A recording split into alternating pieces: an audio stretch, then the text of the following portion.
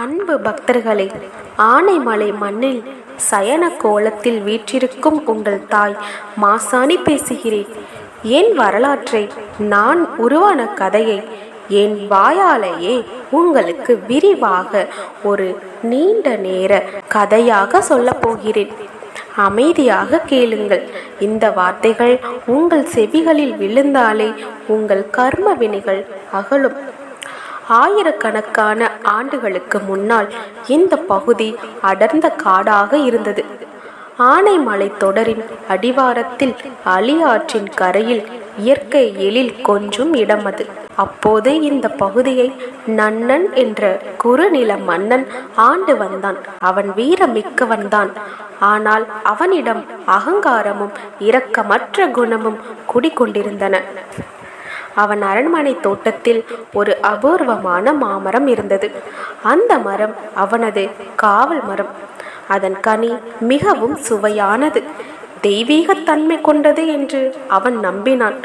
இந்த மரத்தின் கனியை தொடுபவர் எவராயினும் அவர்களுக்கு மரண தண்டனை என்று ஒரு கொடூரமான கட்டளையை பிறப்பித்திருந்தான். ஒரு நாள் அந்த பகுதியைச் சேர்ந்த ஒரு இளம்பெண், அவள் பெயர் சில இடங்களில் மாசாணி என்றும் சில இடங்களில் பெயரிடப்படாத ஒரு பக்தை என்றும் சொல்லப்படும், அலி ஆற்றில் நீராடி கொண்டிருந்தாள் அந்த மாசாணி. அப்போது எதிர்பாராத விதமாக அந்த மாமரத்தின் கனி ஒன்று ஆற்றில் விழுந்தது. மிதந்து அவளுக்கு அருகே வந்தது. விதி யாரை விட்டது? அந்த பெண் அறியாமையால் அதன் சுவையறியும் ஆசையில் அந்த பழத்தை எடுத்து உண்டு விட்டாள். இது மன்னன் நன்னனின் காவலர்களுக்கு தெரிந்துவிட்டது. அவர்கள் அவளை இழுத்து சென்று மன்னன் முன் நிறுத்தினார். மன்னா, தெரியாமல் செய்துவிட்டேன். சிறுமி, இவள் மன்னித்து விடுங்கள் என்று ஊர் மக்களும் அந்த பெண்ணின் பெற்றோரும் கதறினார்கள்.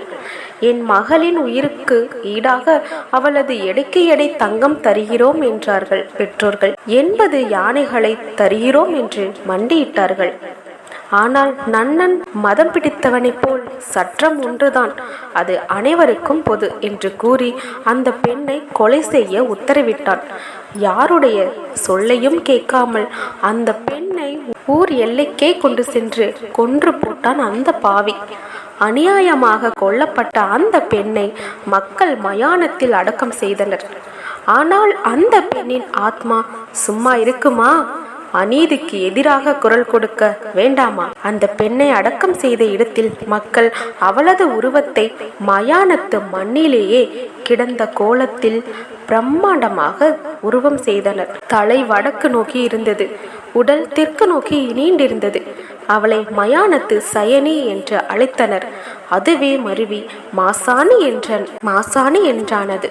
அவளே என்னுள் ஆவகனமாகி ஒரு உக்கிர தேவதையாக மாறினாள். அந்த மன்னன் நன்னனின் வம்சத்தையே அழித்து தர்மத்தை நிலைநாட்டினேன். திரேதாயுகத்தில் அன்னை சீதையை தேடி வந்த ஸ்ரீராமபிரான் ஆனைமலை பகுதிக்கு வந்தார். அப்போது அவர் என் சன்னதிக்கு வந்து அநீதிக்கு எதிராக போராடிய என்னை வணங்கினார். மணலால் ஆன என் திருமேனியை தொட்டு பூஜித்தார். அம்மா, ராவணனை வெல்ல எனக்கு ஆற்றல் கொடு என்று வேண்டினார். நானும் அவருக்கு அருள் பாலித்தேன். அதன் பின்னரே அவர் இலங்கைக்கு சென்று வெற்றி பெற்றார். ராமபிரானே வணங்கிய தலம் இது என்றால் என் சக்தியை நீ உணர்ந்து கொள். பக்தனே, நான் ஏன் படுத்து கிடக்கிறேன் தெரியுமா? பாதிக்கப்பட்டவர்களின் பக்கம், அநீதியால் கீழே தள்ளப்பட்டவர்கள் யாராக இருந்தாலும் அவருக்கு துணையாக நானும் மண்ணில் படுத்திருக்கின்றேன். எல்லாம் முடிந்துவிட்டது என்று மயானத்திற்கு வரும் பக்தனுக்கு நான் இருக்கிறேன், கவலைப்படாது என்று ஆறுதல் அளிக்கிறேன். உனக்கு யாராவது துரோகம் செய்தால் நீதிக்காக யாரிடமும் கெஞ்சாதே. என்னிடம் வந்து காரமான மிளகாயை அரைத்து என் பீடத்தில் பூசு. உன் எதிரியின் சூழ்ச்சிகளை நான் பொசுக்கி விடுவேன். என் ஆனைமலை கோவிலுக்கு வந்து என் திருவடியை பார். நான் கிடந்த கோலத்தில் இருந்தாலும் உன் வாழ்வில் நீ நிமிர்ந்து நடக்க தேவையான பலத்தை நான் தருவேன். 90 அடி நீளம் கொண்ட பிரம்மாண்டமான உருவமாக நான் உன்னை பார்த்து கொண்டிருக்கின்றேன். உன் தீராத நோயை தீர்ப்பேன். உன் காரிய தடைகளை நீக்குவேன். நம்பிக்கையோடு இரு.